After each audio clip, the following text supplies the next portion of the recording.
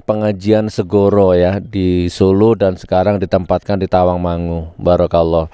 Nah, ini ada waktu sebentar. Nah, kita manfaatkan. Lama nggak ketemu, lama nggak ngobrol ya kan. Ya seperti biasa saya sampaikan kepada Anda, walaupun kita tidak agak jarang muncul ya, apa jenenge video-video sing kultum-kultum sing ngono-ngono kae, bukan berarti kita apa masuk angin atau mati hiroh gitu, enggak, kita ngikuti. Cuman memang ada skala prioritas yang harus kita dahulukan. Ya memang sekarang lagi tersita ini waktu, tenaga, pikiran untuk eh, nyari pengganti pesantren yang di Palu. Sudah ada beberapa titik, Makassar, Lampung, Pasuruan, ada 3 titik. Nah, kita lagi fokus ke sana gitu. Kalau yang di Besuki wallahualam sudah enggak, ya wallahualam kalau detik ini udah enggak minat gitu kan, udah enggak tertarik. Kita hanya lagi fokus menyelesaikan haknya saja. Nanti kalau sudah itu selesai ya mbuh tak tanduri jagung, tak tanduri klopo ya, ditanduri apa digawe kolam renang atau dienggo kolam lele itu kan terserah itu. Nah, saya ngikuti Budi Jaro tiba-tiba muncul ya kan dengan angkuhnya nantang-nantang gitu. Saya juga ngikuti tuh siapa itu orang tua yang meng- eh Udah ketangkep. udah ketangkep ya kan yang menantang melecehkan syariat kurban gitu kan. Saya ngikuti semua saudaraku, dan saya juga ngikuti video yang lagi viral seorang khalifah, seorang pemimpin yang sangat bagus ya, yang sangat gentleman dan hebat luar biasa, yaitu Erick Thohir. Nah, itu kan jadi begitu ditawari vaksin karena dia seorang pemimpin, jadi ya sudah rakyat dulu sajalah gitu kan. Pemimpin itu terakhir kan, hebat itu. Jadi rakyatnya matek dhisik dhewe sing selamat ngono tak karepe. Nah, itu saya ngikuti ya.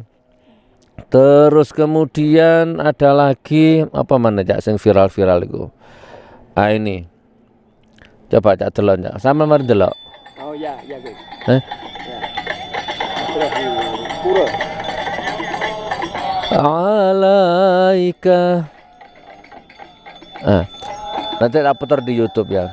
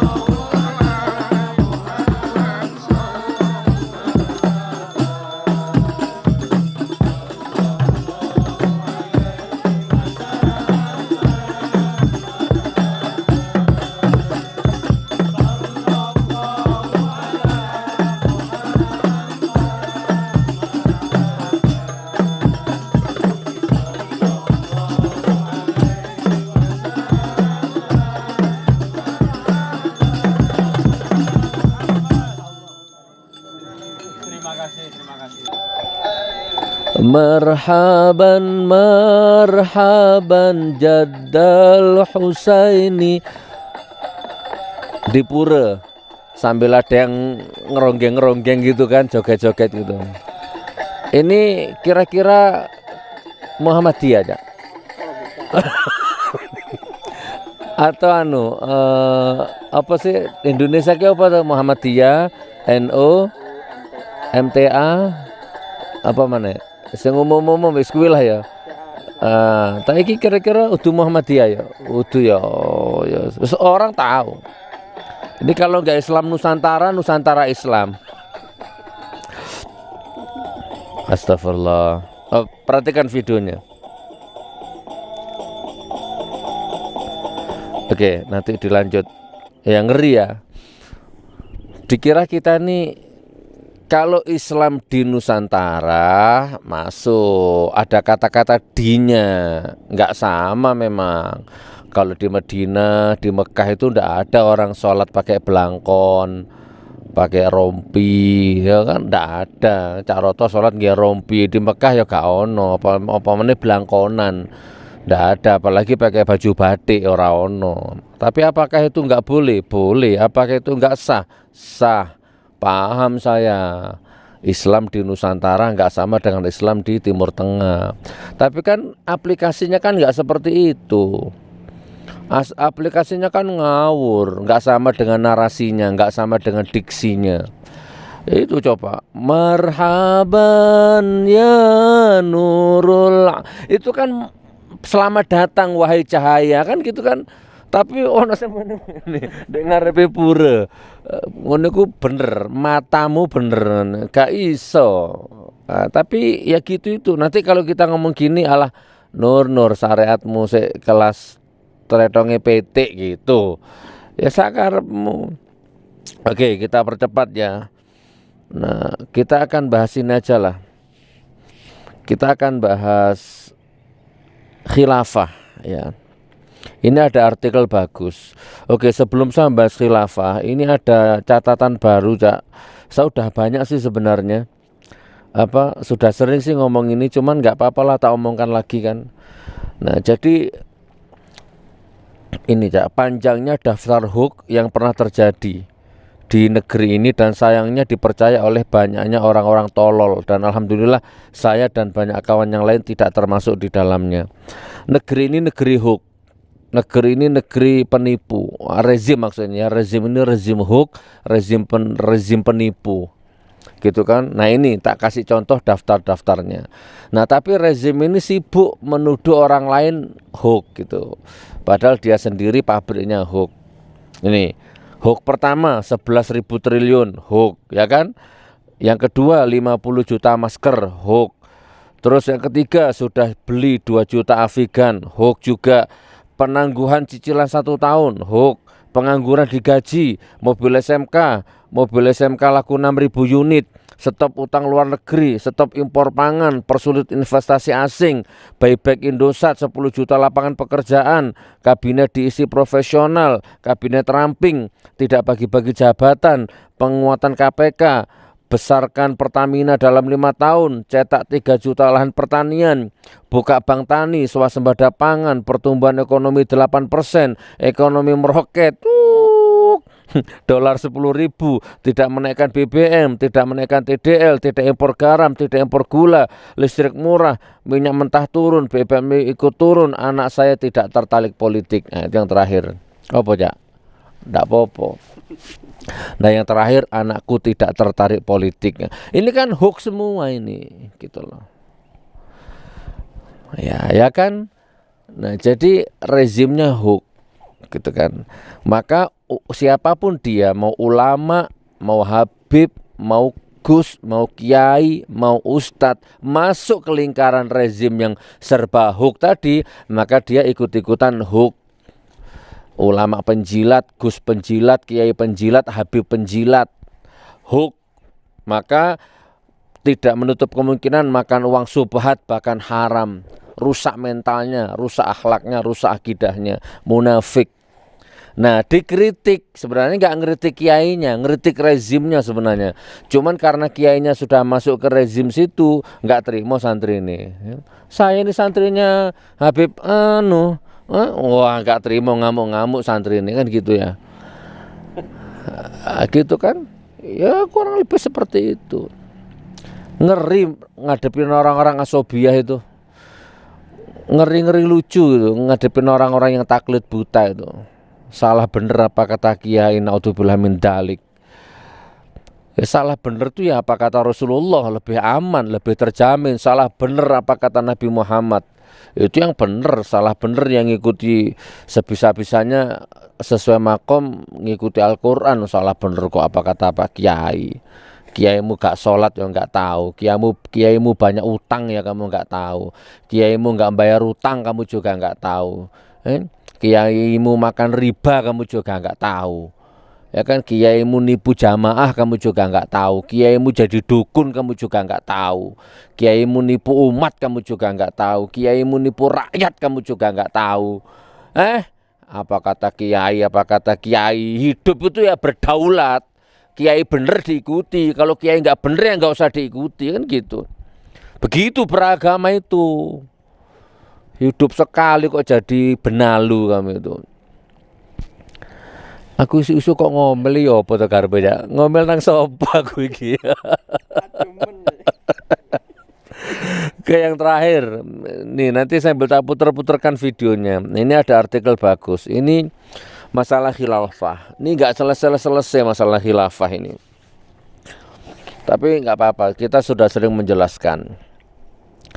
Cak, sing nolak khilafah iku sapa? Menurut sama secara umum, sing biasanya anti khilafah iku sapa? Secara umum, yang terakhir Budi Jarot.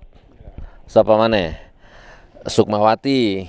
Ya termasuk PDI lah, Megawati lah ya. Siapa maneh, Cak? Termasuk Jokowi lah ya. Enggak mungkin ya kan? Itu anti khilafah. Siapa maneh? Abu Janda. Siapa maneh? Denny Siregar. Gus Miftah masuk enggak? Masuk, semi masuk ya. Gus Miftah. Siapa maneh? Islam Nusantara terutama ya kan. Kalau sudah ngomong khilafah kan bencinya naudzubillah. Jadi kan gitu kan, hanya itu kan. Ini kan barzah ini sudah sering saya katakan itu. Wah, yuk belak-belakan aja wis. Nah, itu orang-orang yang nolak khilafah, enggak setuju khilafah itu HTI kan gitu kan. Mesti itu bahasanya itu seperti itu. Nah, itu kan. Nah, jadi kalau antum mau ikut mereka ya enggak apa-apa. Padahal sudah sering kita jelaskan ya. Kalau bukan saya saja, Cak Nun juga sering ngomong ya kan. Banyak. Khilafah itu kan sederhana. Khilafah itu sistem hukum Islam. Kan cetha wisan. Khilafah itu adalah sistem hukum Islam. Riba itu enggak boleh ya kan. Kawin sedarah itu enggak boleh ya kan. Ya kan gitu, itu kan khilafah. Cinta sama cinta itu kalau berhubungan badan itu tetap zina. Kalau lahir anak ya bolehlah dalam tanda petik anak haram kan gitu ya. Tapi walaupun cinta sama cinta, nah tapi kalau masuk ke hukum verbal dunia nggak apa-apa cinta sama cinta ya kan gitu.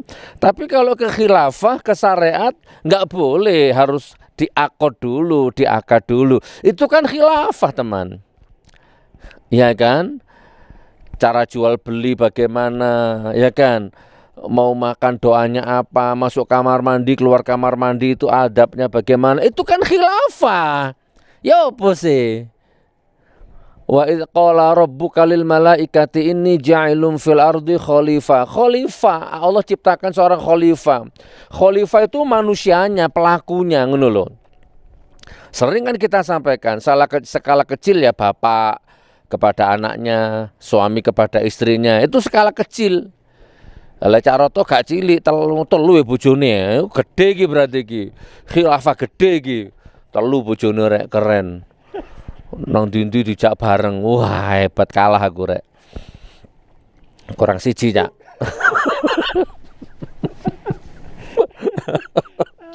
Itu kan khilafah rek. Ya apa sih? Iya, skala umum lurah kepada desanya. Jadi makmurnya desa itu tergantung khalifahnya, tergantung lurahnya, terus camat, terus wali kota, bupati, gubernur, presiden. Itulah khalifah kabeh. Khalifah itu adalah perwakilan Allah, perwakilan Tuhan ya. Yang dikasih tugas sama Allah untuk mengelola alam ini untuk kemakmuran penghuninya kan ya. Cuma batu baranya, air lautnya, minyaknya, apa cak nikel. Ya. Sikuni lah ya, emasnya, anginnya, hutannya. Lah itu kan itu tugasnya khalifah gitu loh rek. Nah aku kon niku khalifah kabeh. Nah supaya rakyatnya makmur, supaya tidak terjadi kerusakan di mana-mana gitu kan. Nah maka dibutuhkan khilafah di dalam jiwanya khalifah itu, dibutuhkan sistem yang ngerti mana halal mana haram, dibutuhkan sistem yang ini baik ini buruk gitu loh. Nah sistem itu namanya khilafah. Mosok gak cetha. Nah tapi sekarang ini kan rezimnya rezim seperti ini. Dia yang banyak utang, dia yang neo liberal gitu, PKI, dia yang banyak masalah, khilafah yang dituduh. Ya kan, dia yang bikin Trieka Trisila, dia yang bikin masalah, khilafah yang dituduh. Nah yang nuduh congor-congornya kayak Budi Jarot gitu itu. Cukup Pak, ngerti ya pengantari kira-kira. Aku khalifah, kamu khilafah. Nah kita sederhanakan. Kenapa Cak Roto bisa sukses memimpin istri 3? Nah, misalkan karena dia khalifah, karena di dalam hatinya ada khilafah kan ngono. Kenapa Mas Tony kok gak wani kawin loro? Apa ayo? Apa Mas? Dudu karena khilafah rek, bondone gak ono. Khilaf kan itu. Bondone sing gak ono. Kene Mas. Lungguh kene. Oh, subhanallah ya. Cek sederhana ya masalah ini, gitu kan. Aku khalifah dan insya Allah sebisa-bisanya aku tegakkan khilafah di dalam hatiku, di dalam jiwaku. Karena dengan khilafah aku tahu mana halal, mana haram. Bukan HTI. Tapi ya nggak apa-apa kalau memang Anda tetap nuduh HTI daripada Islam Nusantara. Wis cetha wis, ayo blak-blakan wis. Marhaban ya nurul aini, marhaban. Lho ya opo rek? Kekasih Allah makhluk yang begitu mulia. Dingene-ngene nambah wong sing gawe kebaya. Lele menurutmu ku bener ya gak apa-apa, jeglaken untalan moncrot hidupku gak apa-apa. Sakarepmu. Lah aku ya gak naudzubillah min dalik. Wah ya Allah, wis iki ana artikel bagus iki. Nah, coba Cak, keren Cak. Tak waca ya. Ini untuk Budi Jarot, untuk rezim. Dan untuk penjilat-penjilat munafik-munafik, untuk jongos-jongos yang cuma rokok sak bungkus seneng itu. Nih, baca ini. Mengenang 894 petugas KPPS yang meninggal dunia sebagai tumbal demokrasi.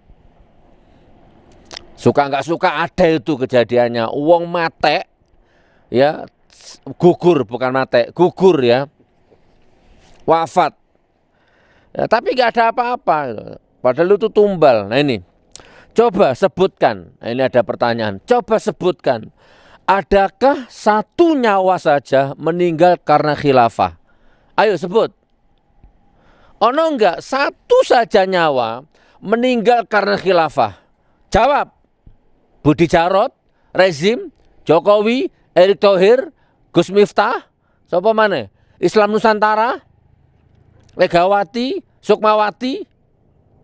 Adakah satu orang saja yang mati, yang bakar-bakar benderanya Habib Rizik kemarin, Ada nggak satu saja orang mati gara-gara khilafah? Nggak ada. Yang ada itu mati karena nggak tahu kenapa itu kok sampai 700 lebih mati itu. Yang ada itu karena mati nyemplung sungai, nyemplung kali, nenggak minumnya di hotel gara-gara menghina Habib Rizik. Itu ada.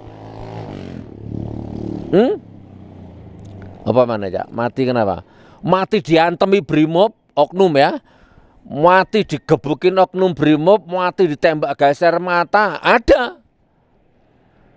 Mati karena kelaparan, karena kecekik riba, kecekik BPJS, kecekik rekening listrik yang dinaikkan dengan dolim, gak kuat bayar, ekonominya terhimpit, pekerjaan susah, mati gara-gara kelaparan, gara-gara ekonominya menyungsep. Ada.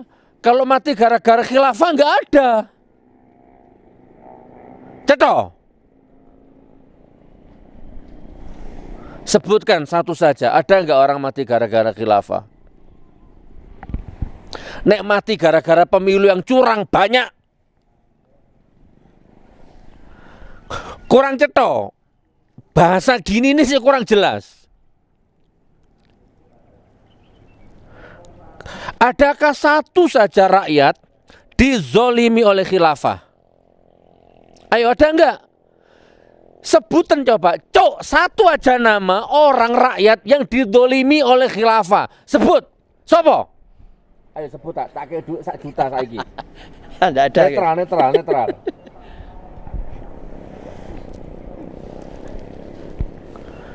Lek Mas Tony didolimi bojone iya.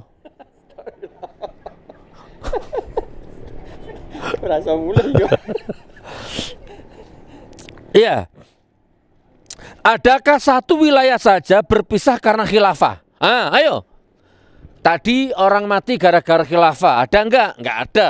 Ada rakyat didolimi khilafah, ada enggak? Enggak ada. Sekarang sebutkan satu saja wilayah di NKRI yang terpisah gara-gara khilafah. Ada enggak? Tak jungkir meja iki. Timur terlepas bukan karena khilafah. Sekarang mau lepas Papua Barat. Papua Barat mulai wingi berot aib, bukan karena khilafah. Ayo sebut. Sopo? Jarot. Ayo. Bangsat kalian itu memang. Gak ada satu wilayah di NKRI ini berpisah gara-gara khilafah. Gak ada.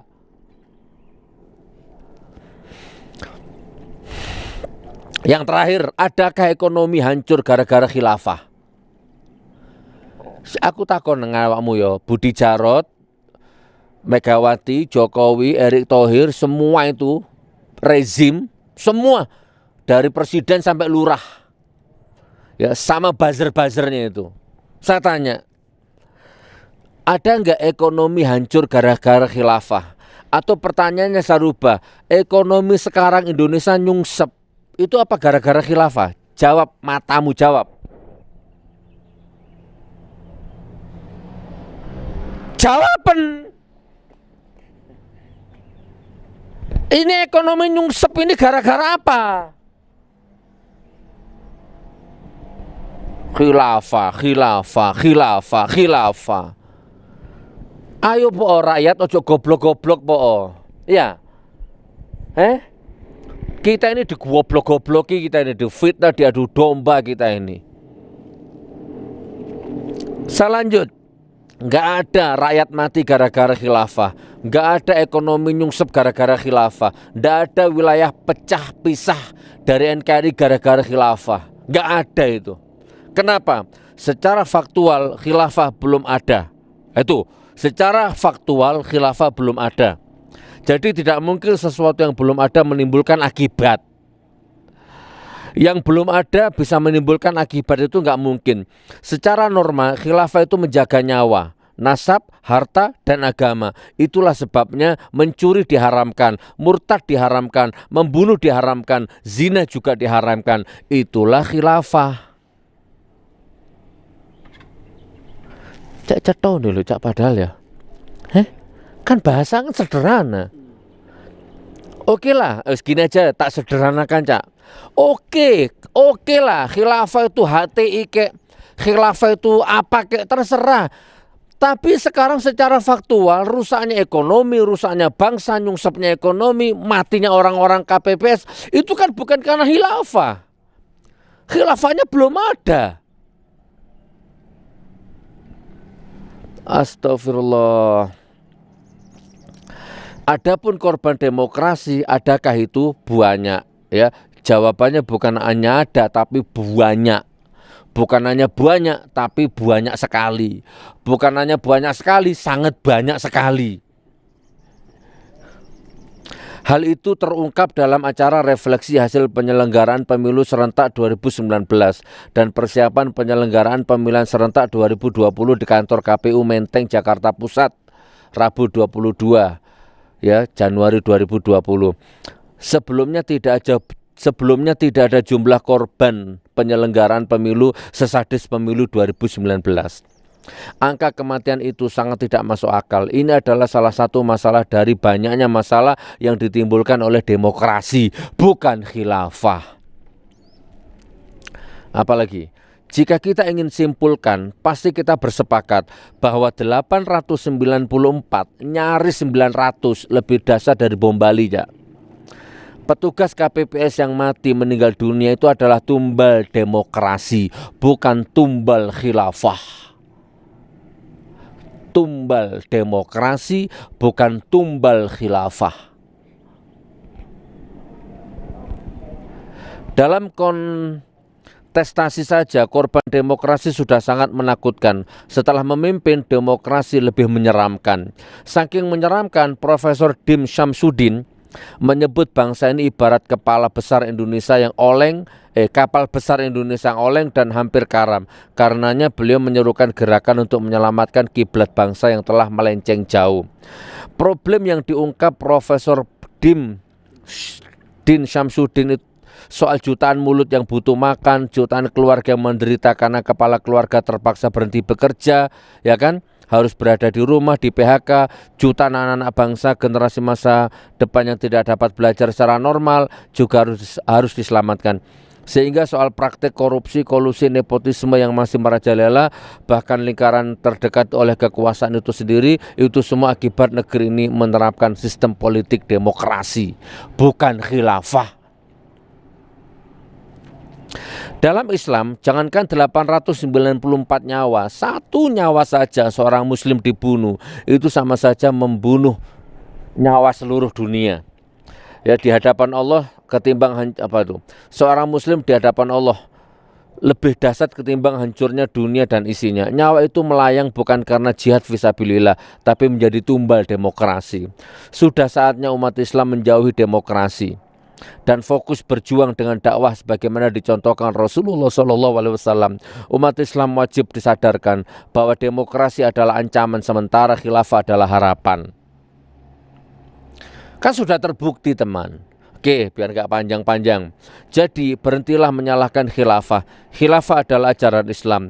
Harapan umat Islam untuk menyelamatkan bangsa ini juga dunia dari demokrasi sekuler yang menyeramkan. Masih panjang. Dah kayaknya itu aja jelas. Tak putarkan video-videonya nanti. Disuruh suntik vaksin gak mau, rakyatnya suruh suntik dulu. Gila. Wes ya, mudah-mudahan manfaat ini saudaraku ya. Ini aku pertanggungjawabkan dunia dan akhirat. Ya.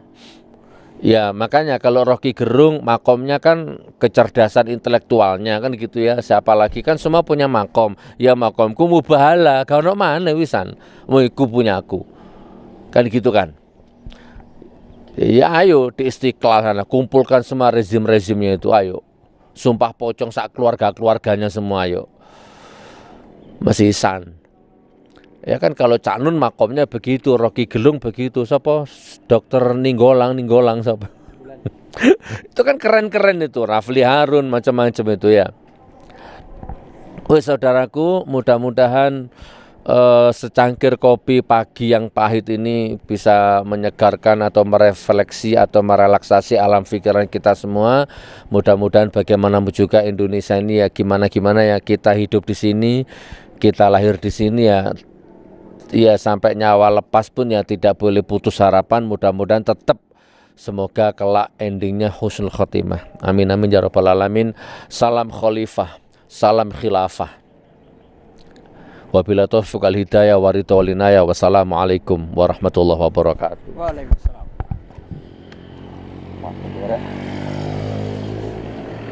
Kaki kayak kerang, Kak.